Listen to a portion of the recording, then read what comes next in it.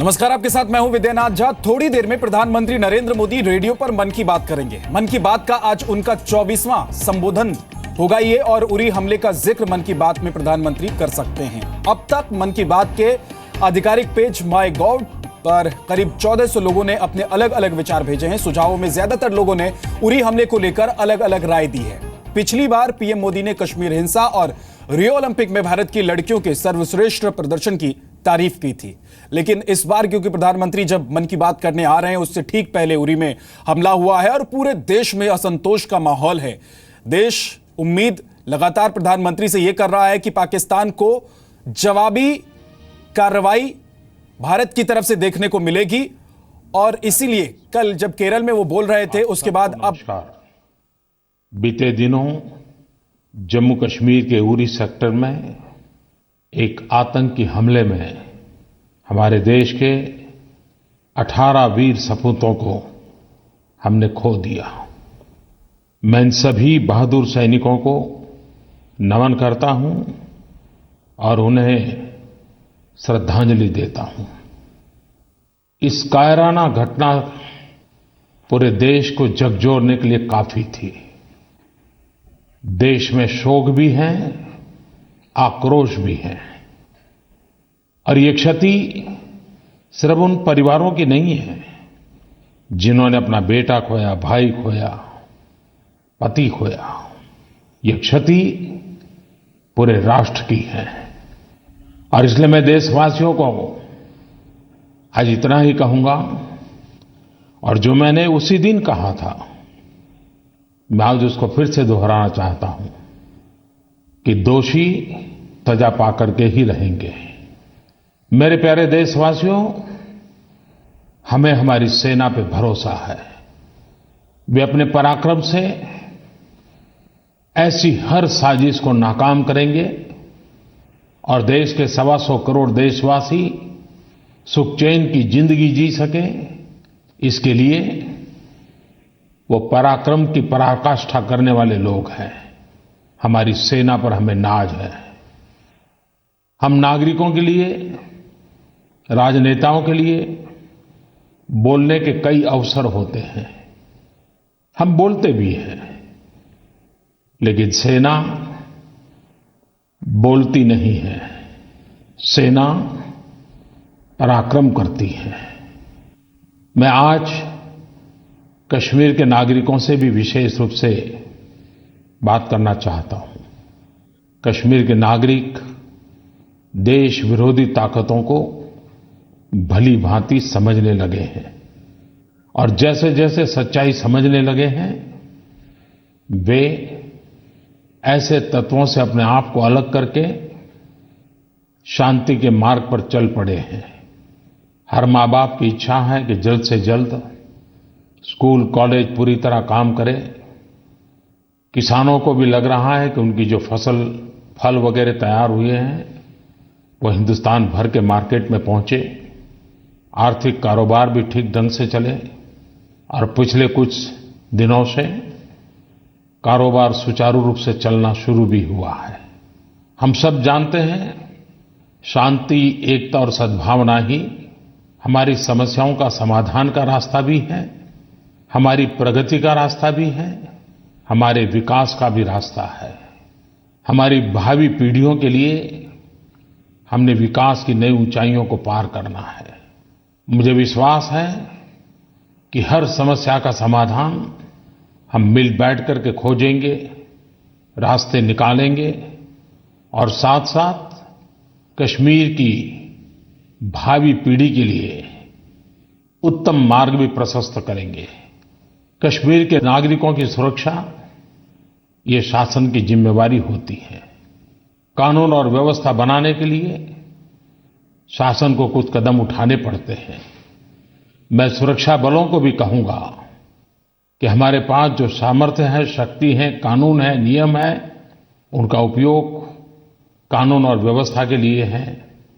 कश्मीर के सामान्य नागरिकों को सुख चैन की जिंदगी देने के लिए है, और उसका हम भली भांति पालन करेंगे।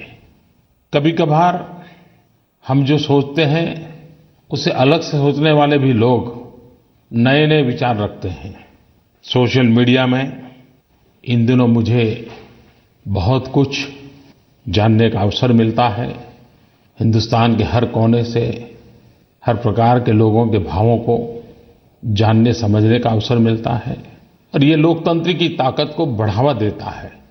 पिछले दिनों 11वीं कक्षा के हर्षवर्धन नाम के एक नौजवान ने मेरे सामने एक अलग प्रकार का विचार रखा। उसने लिखा है, उरी आतंकवादी हमले के बाद मैं बहुत विचलित था। कुछ कर गुजरने की तीव्र लालसा थी, लेकिन करने का कुछ रास्ता नहीं सूझ रहा था और मुझ जैसा एक छोटा सा विद्यार्थी क्या कर सकता है। तो मेरे मन में आया कि मैं भी देश हित के लिए काम कैसे आऊं और मैंने संकल्प किया कि मैं रोज 3 घंटे अधिक पढ़ाई करूंगा, देश के काम आ सकूं ऐसा योग्य नागरिक बनूंगा। भाई हर्षवर्धन, आक्रोश के इस माहौल में इतनी छोटी उम्र में आप स्वस्थता से सोच सकते हो, यही मेरे लिए खुशी की बात है। लेकिन हर्षवर्धन, मैं ये भी कहूंगा कि देश के नागरिकों के मन में जो आक्रोश है उसका एक बहुत बड़ा मूल्य है। ये राष्ट्र की चेतना का प्रतीक है। ये आक्रोश भी कुछ कर गुजरने के इरादों वाला है। हाँ, आपने एक कंस्ट्रक्टिव अप्रोच से उसको प्रस्तुत किया, लेकिन आपको पता होगा जब 1965 की लड़ाई हुई, लाल बहादुर शास्त्री जी हमारा नेतृत्व कर रहे थे और पूरे देश में ऐसा ही एक जज्बा था, आक्रोश था, देशभक्ति का ज्वार था। हर कोई कुछ न कुछ हो ऐसा चाहता था, कुछ न कुछ करने का इरादा रखता था। तब लाल बहादुर शास्त्री जी ने बहुत ही उत्तम तरीके से देश के इस भाव विश्व को स्पर्श करने का बड़ा ही प्रयास किया था और उन्होंने जय जवान जय किसान मंत्र देकर के देश के सामान्य मानवी को देश के लिए कार्य कैसे करना उसकी प्रेरणा दी थी। बम बंदूक की आवाज के बीच देशभक्ति को प्रकट करने का और भी एक रास्ता हर नागरिक के लिए होता है, ये लाल बहादुर शास्त्री जी ने प्रस्तुत किया था। महात्मा गांधी भी जब आजादी का आंदोलन चलाते थे, आंदोलन जब तीव्रता पर होता था और आंदोलन में एक पड़ाव की जरूरत होती थी, तो वे आंदोलन की उस तीव्रता को समाज के अंदर रचनात्मक कामों की ओर प्रेरित करने के लिए बड़े सफल प्रयोग करते थे। हम सब सेना अपनी जिम्मेवारी निभाएं, शासन बैठे हुए लोग अपना कर्तव्य निभाएं और हम देशवासी, हर नागरिक इस देशभक्ति के जज्बे के साथ हम भी कोई न कोई रचनात्मक योगदान दें, तो देश अवश्य नई ऊंचाइयों को पार करेगा। मेरे प्यारे देशवासियों, श्रीमान टी.एस. कार्तिक ने मुझे नरेंद्र मोदी ऐप पर लिखा कि पैरालंपिक में जो एथलीट गए थे, उन्होंने इतिहास रचा और उनका प्रदर्शन ह्यूमन स्पिरिट की जीत है। श्रीमान वरुण विश्वनाथन ने भी नरेंद्र मोदी ऐप पर लिखा कि हमारे एथलीट ने बहुत ही अच्छा काम किया, आपको मन की बात में उसका जिक्र करना चाहिए।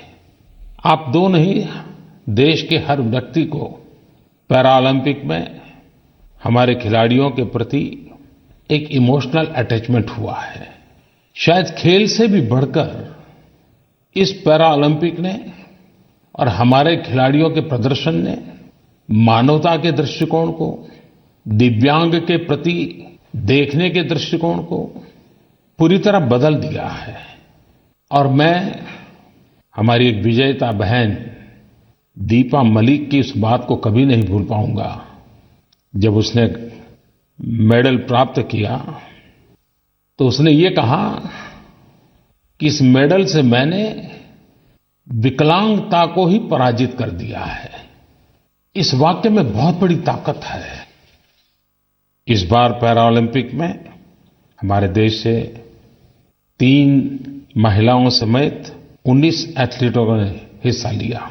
बाकी खेलों की तुलना में जब दिव्यांग खेलते हैं तो शारीरिक क्षमता, खेल का कौशल्य, इस सबसे भी बड़ी बात होती है इच्छा शक्ति, संकल्प शक्ति। आपको ये जानकर के सुखद आश्चर्य होगा कि हमारे खिलाड़ियों ने अब तक का सर्वश्रेष्ठ प्रदर्शन करते हुए 4 पदक हासिल किए हैं। 2 स्वर्ण, 1 रजत, 1 कांस्य पदक शामिल है। गोल्ड मेडल प्राप्त करने वाले भाई देवेंद्र जाजरिया भाला फेंक में वो दोबारा गोल्ड मेडल लाए और 12 साल के बाद दोबारा ले आए हैं। 12 साल में उम्र बढ़ जाती है, एक बार गोल्ड मेडल बनने के बाद कुछ जज्बा भी कम हो जाता है, लेकिन देवेंद्र ने दिखा दिया कि शरीर की अवस्था, उम्र का बढ़ना उनके संकल्प को कभी भी ढीला नहीं कर पाया और 12 साल के बाद दोबारा गोल्ड मेडल ले आए। और वो जन्म से दिव्यांग नहीं थे, बिजली का करंट लगने के कारण उनको अपना एक हाथ गंवाना पड़ा था। आप सोचिए, जो इंसान 23 साल की उम्र में पहला गोल्ड मेडल प्राप्त करे और 35 साल की उम्र में दूसरा गोल्ड मेडल प्राप्त करे, उन्होंने जीवन में कितनी बड़ी साधना की होगी।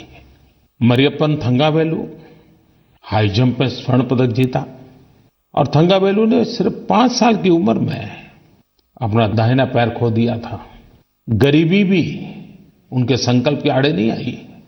न वो बड़े शहर के रहने वाले हैं, न मध्यम वर्ग या अमीर परिवार से हैं। 21 साल की उम्र में कठिनाइयों भरी जिंदगी से गुजरने के बावजूद भी, शारीरिक कठिनाइयों के बावजूद भी संकल्प के सामर्थ्य से देश को मेडल दिलवा दिया। एथलीट दीपा मलिक के नाम पर तो कई प्रकार के विजय पताकाएं फहराने का उनके नाम के साथ जुड़ चुका है। वरुण सिंह भाटी ने ऊंची कूद में कांस्य पदक हासिल किया। पैरा ओलंपिक के मेडल, उसका महात्म्य तो है ही है। हमारे देश में, हमारे समाज में, हमारे अड़ोस पड़ोस में हमारे जो दिव्यांग भाई बहन हैं, उनके तरफ देखने के लिए इस मेडलों ने बहुत बड़ा काम किया है। हमारी संवेदनाओं को तो जगाया है, लेकिन इन दिव्यांग जनों के प्रति देखने के दृष्टिकोण को भी बदला है। बहुत कम लोगों को मालूम होगा कि इस बार के पैरा ओलंपिक में ये दिव्यांग जनों ने कैसा पराक्रम किया है। कुछ ही दिनों पहले उसी स्थान पर ओलंपिक स्पर्धा हुई।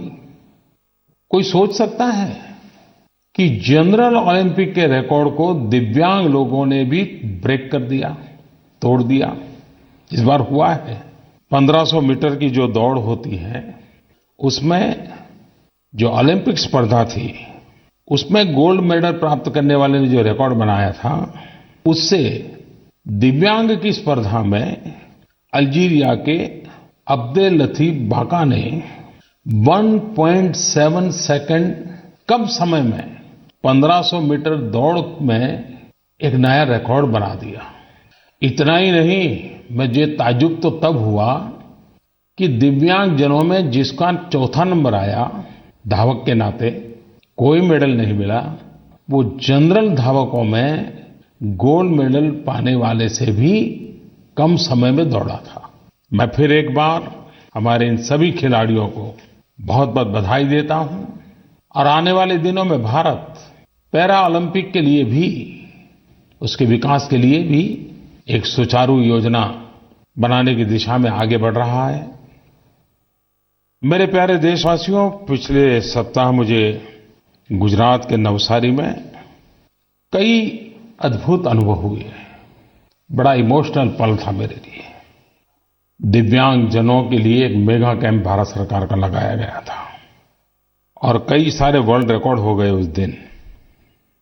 और वहां मुझे एक छोटी सी बिटिया, जो दुनिया देख नहीं सकती है, गौरी शार्दुल, और वो भी डांग जिले के दूर सुदूर जंगलों से आई हुई और बहुत छोटी बच्ची थी।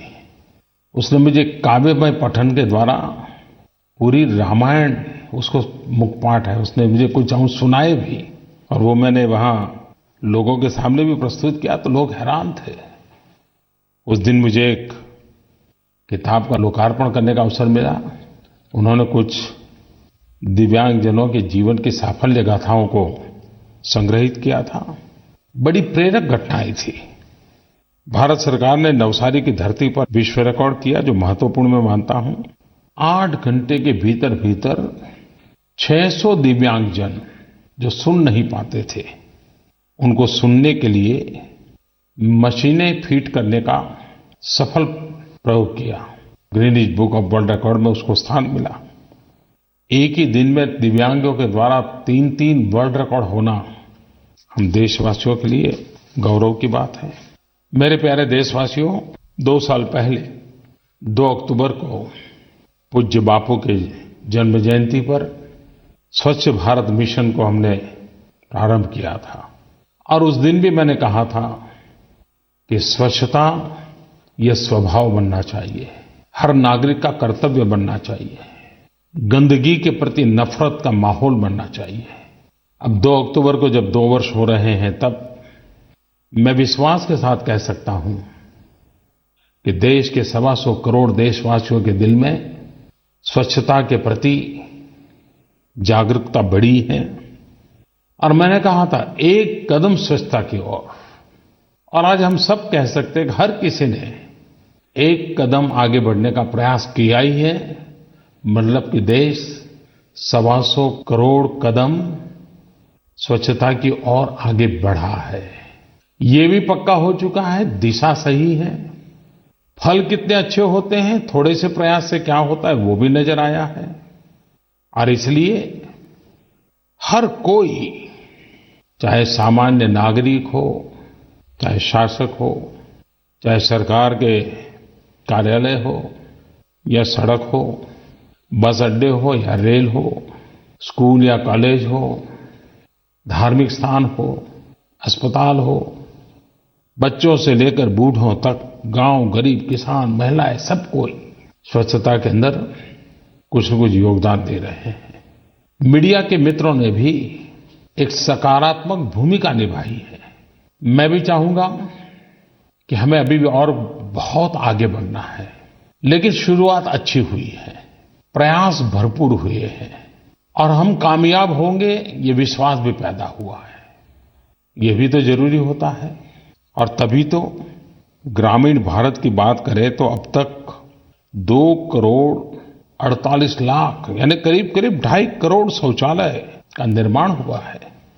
और आने वाले 1 साल में 1.5 करोड़ और शौचालय बनाने का इरादा है। आरोग्य के लिए, नागरिकों के सम्मान के लिए, खास करके माताओं बहनों के सम्मान के लिए खुले में शौच जाने की आदत बंद होनी ही चाहिए। और इसलिए ओपन डेफिकेशन फ्री, ODF, खुले में शौच जाने की आदतों से मुक्ति, उसका एक अभियान चल पड़ा है। राज्यों राज्यों के बीच, जिले जिले के बीच, गांव गांव के बीच एक स्वस्थ स्पर्धा चल पड़ी है।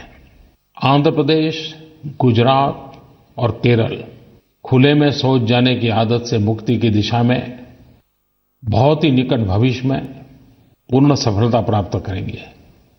मैं भी गुजरात गया था तो मुझे अफसरों ने बताया कि पोरबंदर, जो कि महात्मा गांधी का जन्म स्थान है, इस 2 अक्टूबर को पोरबंदर पूरी तरह ODF का लक्ष्य सिद्ध कर लेगा। जिन्होंने इस काम को किया है उसको बधाई, जो करने का प्रयास कर रहे हैं उनको शुभकामनाएं। और देशवासियों से मेरा आग्रह है कि मां बहनों के सम्मान के लिए, छोटे छोटे बच्चों के स्वास्थ्य के लिए, इस समस्या से हमें देश को मुक्त करना है। आओ हम संकल्प लेकर के आगे बढ़ें। खास करके मैं नौजवान मित्र जो कि आजकल टेक्नोलॉजी का भरपूर उपयोग करते हैं, उनके लिए एक योजना प्रस्तुत करना चाहता हूं। स्वच्छता मिशन का आपके शहर में क्या हाल है, ये जानने का हक हर किसी को है। और इसके लिए भारत सरकार ने एक टेलीफोन नंबर दिया है, 1969। हम जानते हैं 1869 में महात्मा गांधी का जन्म हुआ था। 1969 में हमने महात्मा गांधी की शताब्दी मनाई थी और 2019 में महात्मा गांधी की 150वीं जयंती मनाने वाले हैं। ये 1969 नंबर, उस पर आप फोन करके न सिर्फ अपने शहर में शौचालयों के निर्माण की स्थिति जान पाएंगे, बल्कि शौचालय बनवाने के लिए आवेदन भी कर पाएंगे। आप जरूर उसका लाभ उठाएं। इतना ही नहीं, सफाई से जुड़ी शिकायतों और उन शिकायतों के समाधान की स्थिति जानने के लिए एक स्वच्छता ऐप की शुरुआत की है। आप इसका भरपूर फायदा उठाएं, खास करके यंग जनरेशन फायदा उठाएं। भारत सरकार ने कॉर्पोरेट वर्ल्ड को भी अपील की है कि वे आगे आएं, स्वच्छता के लिए काम करना जो चाहते हैं ऐसे यंग प्रोफेशनल्स को स्पॉन्सर करें। झीलों के अंदर स्वच्छ भारत फेलोज के रूप में उनको भेजा जा सकता है। ये स्वच्छता अभियान सिर्फ संस्कारों तक सीमित रहने से भी बात बनती नहीं है। स्वच्छता स्वभाव बन जाए इतने से ही काफी नहीं है। आज के युग में स्वच्छता के साथ स्वास्थ्य जैसे जुड़ता है, वैसे स्वच्छता के साथ रेवेन्यू मॉडल भी अनिवार्य है। वेस्ट टू वेल्थ ये भी उसका एक अंग होना जरूरी है और इसलिए स्वच्छता मिशन के साथ साथ वेस्ट टू कंपोस्ट की तरफ हमें आगे बढ़ना है। सॉलिड वेस्ट की प्रोसेसिंग हो, कंपोस्ट में बदलने के लिए काम हो और इसके लिए सरकार की तरफ से पॉलिसी इंटरवेंशन की भी शुरुआत की गई है। फर्टिलाइजर कंपनियों को कहा है कि वे वेस्ट में से जो कंपोस्ट तैयार होता है उसको खरीदें। जो किसान ऑर्गेनिक फार्मिंग में जाना चाहते हैं उनको ये मुहैया कराएं। जो लोग अपने जमीन का स्वास्थ्य सुधारना चाहते हैं, धरती की तबीयत की फिक्र करते हैं, जो केमिकल फर्टिलाइजर के कारण काफी नुकसान हो चुका है, उनको अगर कुछ मात्रा में इस प्रकार के खातर की जरूरत है तो वो मुहैया कराएं। और श्रीमान अमिताभ बच्चन जी ब्रांड एम्बेसडर के रूप में इस काम में काफी योगदान दे रहे हैं। मैं नौजवानों को वेस्ट टू वेल्थ इस मूवमेंट में नए नए स्टार्टअप के लिए भी निमंत्रित करता हूं। वो ऐसे साधन विकसित करें, वो ऐसे टेक्नोलॉजी विकसित करें, सस्ते में उसके मास प्रोडक्शन का काम करें। ये करने जैसा काम है। बहुत बड़ा रोजगार का भी अवसर है, बहुत बड़ी आर्थिक गतिविधि का भी अवसर है और वेस्ट में से वेल्थ क्रिएशन ये सफल होता है। इसी वर्ष 25 सितंबर से 2 अक्टूबर तक एक विशेष कार्यक्रम इंडोसैन इंडियन सैनिटेशन कॉन्फ्रेंस आयोजित हो रही है। देश भर से मंत्री, मुख्यमंत्री, महानगरों के मेयर, कमिश्नर ये सब मिलकर के सिर्फ और सिर्फ स्वच्छता इसी पर गहन चिंतन मनन करने वाले हैं। टेक्नोलॉजी में क्या हो सकता है, फाइनेंशियल मॉडल क्या हो सकता है, जन भागीदारी कैसे हो सकती है, रोजगार के अवसर इसमें कैसे बढ़ाए जा सकते हैं, सब विषयों पर चर्चा होने वाली है। और मैं तो देख रहा हूं कि लगातार स्वच्छता के लिए नई नई खबरें आती रहती हैं। अभी तो एक दिन मैंने अखबार में पढ़ा कि गुजरात टेक्नोलॉजी यूनिवर्सिटी के विद्यार्थियों ने 107 गांवों में जाकर शौचालय निर्माण के लिए जागरण अभियान चलाया, स्वयं ने श्रम किया और करीब करीब 9000 शौचालय बनाने में उन्होंने अपना योगदान दिया। पिछले दिनों आपने देखा होगा विंग कमांडर परमवीर सिंह की अगुवाई में एक टीम ने तो गंगा में देवप्रयाग से लेकर के गंगा सागर तक 2800 किलोमीटर की यात्रा तैर करके की और स्वच्छता का संदेश दिया। भारत सरकार ने भी अपने अपने विभागों ने एक साल भर का कैलेंडर बनाया है। हर डिपार्टमेंट 15 दिन विशेष रूप से स्वच्छता पर फोकस करता है। आने वाले अक्टूबर महीने में 1 से 15 अक्टूबर तक drinking water and sanitation department, panchayat Raj department, rural development department ये तीनों मिल करके अपने अपने क्षेत्र में स्वच्छता का रोड मैप बना करके काम करने वाले हैं। और अक्टूबर महीने के लास्ट 2 वीक 16 अक्टूबर से 31 अक्टूबर 3 और department agriculture and farmer welfare, कृषि और किसान कल्याण विभाग, food processing industries, consumer affairs, ये डिपार्टमेंट 15 दिन अपने साथ संबंधित जो क्षेत्र हैं वहां पर सफाई अभियान चलाने वाले हैं। मेरा नागरिकों से भी अनुरोध है कि ये विभागों के द्वारा जो काम चलते हैं उसमें आपका कहीं संबंध आता है तो आप भी जुड़ जाइए। आपने देखा होगा इन दिनों स्वच्छता का सर्वे अभियान भी चलता है। पहले एक बार 73 शहरों के सर्वे करके स्वच्छता की क्या स्थिति है उसको देश की जनता के सामने प्रस्तुत किया था। अब 1 लाख से ऊपर जनसंख्या वाले जो 500 के करीब शहर है उनकी बारी है और इसके कारण हर शहर के अंदर एक विश्वास पैदा होता है कि चलो भाई हम पीछे रह गए, अब अगली बार हम कुछ अच्छा करेंगे। एक स्वच्छता की स्पर्धा का माहौल बना है। मैं आशा करता हूं कि हम सभी नागरिक इस अभियान में जितना योगदान दे सकते हैं देना चाहिए। आने वाली 2 अक्टूबर महात्मा गांधी और लाल बहादुर शास्त्री जी की जन्म जयंती है। स्वच्छ भारत मिशन को 2 वर्ष हो रहे हैं। मैं गांधी जयंती से दिवाली तक खादी का कुछ न कुछ खरीदने के लिए तो आग्रह करता ही रहता हूं। इस बार भी मेरा आग्रह है कि हर परिवार में कोई न कोई खादी की चीज होनी चाहिए ताकि गरीब के घर में दिवाली का दिया जल सके। इस 2 अक्टूबर को जबकि रविवार है, एक नागरिक के नाते हम स्वयं स्वच्छता में कहीं न कहीं जुड़ सकते हैं क्या? 2 घंटे 4 घंटे फिजिकली आप सफाई के काम में अपने आप को जोड़िए। और मैं आपसे कहता हूं कि आप जो सफाई अभियान में जुड़े उसकी एक फोटो मुझे नरेंद्र मोदी ऐप पर आप शेयर कीजिए। वीडियो हो तो वीडियो शेयर कीजिए। देखिए पूरे देश में हम लोगों के प्रयास से फिर एक बार इस आंदोलन को नई ताकत मिल जाएगी, नई गति मिल जाएगी। महात्मा गांधी और लाल बहादुर शास्त्री को पुण्य स्मरण करते हुए हम देश के लिए कुछ न कुछ करने का संकल्प करें। मेरे प्यारे देशवासियों, जीवन में देने का अपने आप में एक आनंद होता है। कोई उसे रिकॉग्नाइज करे या न करे, देने की खुशी अद्भुत होती है।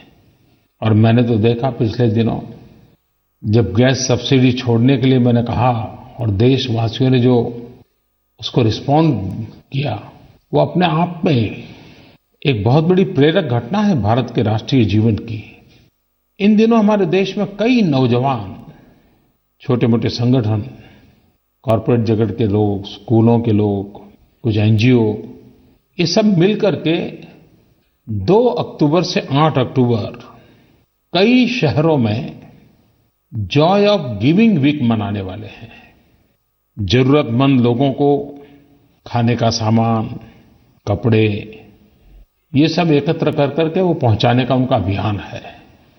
मैं जब गुजरात में था तो हमारे सारे कार्यकर्ता गलियों में निकलते थे और परिवारों के पास जो पुराने खिलौने होते थे उसका दान में मांग करते थे। और जो खिलौने आते थे वो गरीब बस्ती की जो आंगनवाड़ी होती थी उसमें भेंट दे देते थे। उन गरीब बालों के लिए वो खिलौने, इनका अद्भुत आनंद देख करके ऐसा लगता था कि वाह। मैं समझता हूं कि ये जो जॉय ऑफ गिविंग वीक है, जिन शहरों में होने वाला है, इन नौजवानों के उत्साह को हमने प्रोत्साहन देना चाहिए, उनको मदद करनी चाहिए। एक प्रकार का ये दान उत्सव है। जो नौजवान इस काम में लगे हैं उनको मैं हृदय से बहुत बहुत शुभकामनाएं देता हूं। मेरे प्यारे देशवासियों, आज 25 सितंबर है। पंडित दीनदयाल उपाध्याय जी की जन्म जयंती का आज अवसर है और आज से उनके जन्म की शताब्दी वर्ष का प्रारंभ हो रहा है।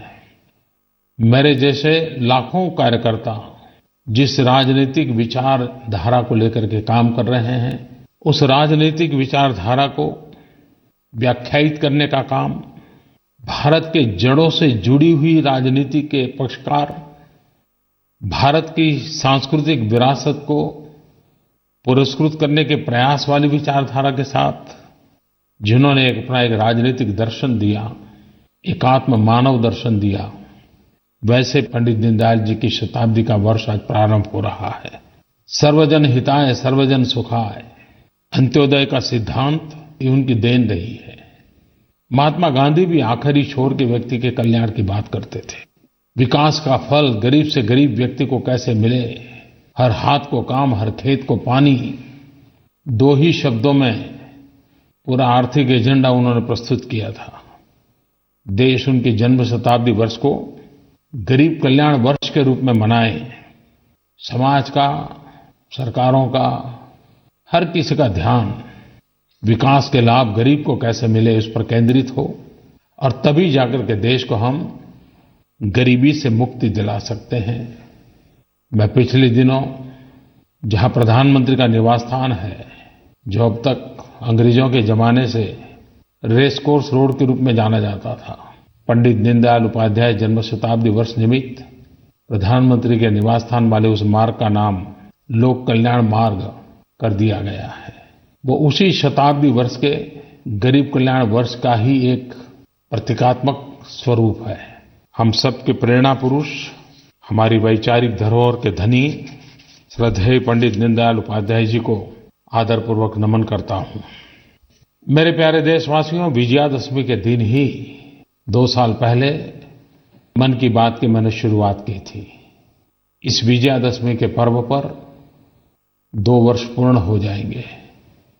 मेरी ये प्रामाणिक कोशिश रही थी कि मन की बात ये सरकारी कामों के गुणगान करने का कार्यक्रम नहीं बनना चाहिए।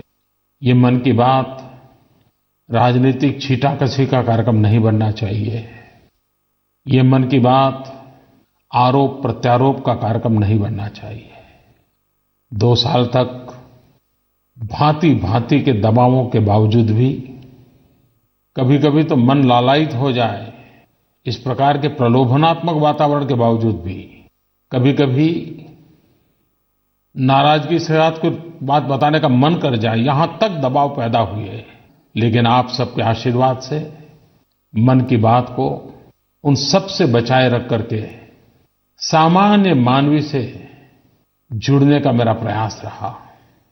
इस देश का सामान्य मानवी मुझे किस प्रकार से प्रेरणा देता रहता है, इस देश के सामान्य मानवी की आशा आकांक्षाएं क्या है, और मेरे दिलो दिमाग पर जो देश का सामान्य नागरिक छाया रहता है, वो ही मन की बात में हमेशा हमेशा प्रकट होता रहा।